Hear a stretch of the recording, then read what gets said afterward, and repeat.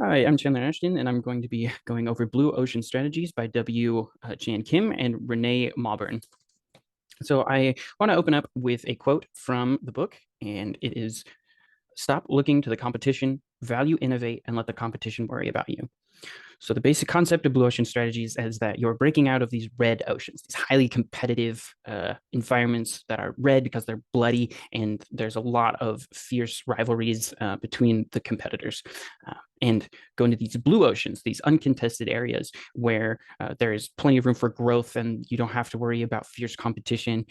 There's still plenty of aspects to consider. It's not free money by any means, but it is a lot easier to grow and become an industry leader in these blue oceans that don't have all the competition that exists in the red oceans.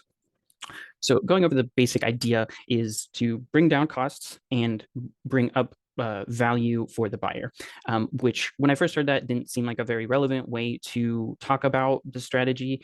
It seemed very generic, and I do think it is very generic and doesn't describe it very well. But as I learned more, I understood that this is the core of the strategy. There's four areas that you want to look at. You want to look at creating new value, eliminating aspects that aren't valuable to consumers, and then reducing or increasing those two things respectively as well. But the most important are the creation and elimination of aspects for the consumer. And part of the way that you do that is you get firsthand information. And I'll bring in another quote here of great artists don't paint from other people's descriptions or even photographs. They like to see the subject from themselves, for themselves.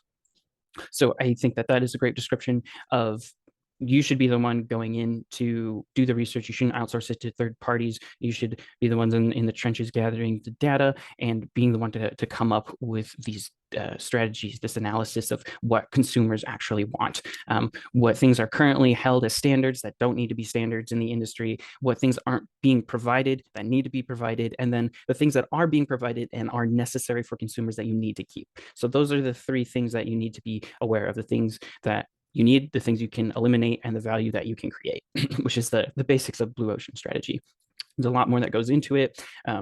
There's 6 paths to creating to making it to these blue oceans. I'll go over 2 examples. One of them is looking at alternatives in industries rather than substitutes. Alternatives being things that can accomplish the same end goal but provide very different value in themselves, like restaurants and theaters. Restaurants and theaters provide completely different products, but at the end of the night, at the end of the day, they're there to provide a good night out, a good time on the town, essentially.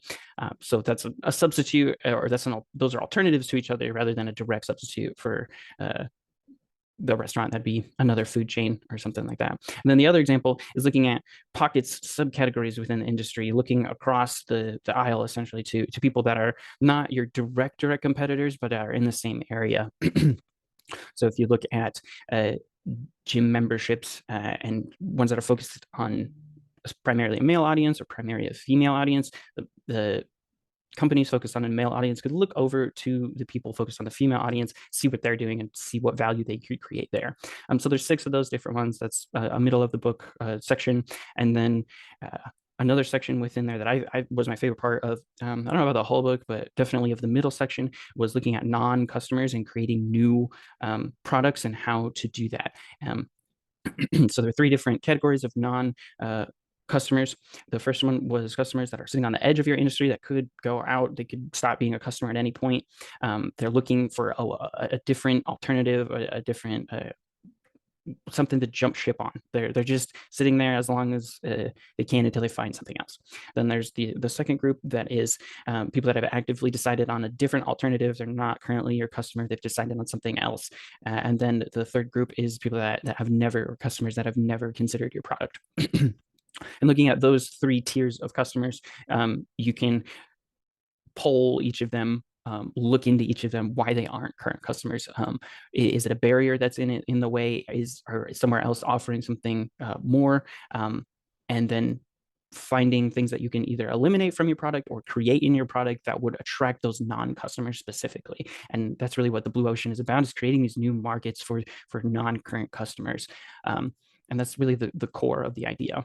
And the ending of the book, the last section, goes over management and leadership strategies that you can employ to get over hurdles and develop strategies to champion your blue ocean idea.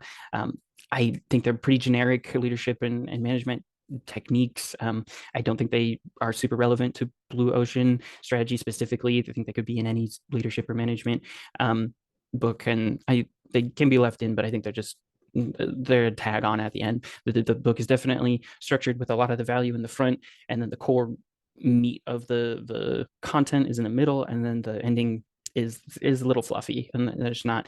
You could definitely trim some fat there. But things that I like about the book is there are a ton of examples. Every section has an example that's relevant to the content, and it really helps with internalizing and making a model of what they're talking about in your head when they have a concrete example. I really like that about the book. Something I didn't like was within those examples, they can be pretty repetitive, not with their descriptions of each individual, but within one description, they kind of go over the same stuff multiple times. It could be way more concise. I think the book in general could be more concise, but overall, it was a pretty good read. At the end of the day, I think that reading the first two chapters would benefit pretty much anybody that's interested in strategy, and you'd get a lot of the value of the book from those first two chapters. They're the introduction to the strategy. They're what is important about the strategy. There's definitely content that's worth reading in the middle, but the beginning is really where everything comes together.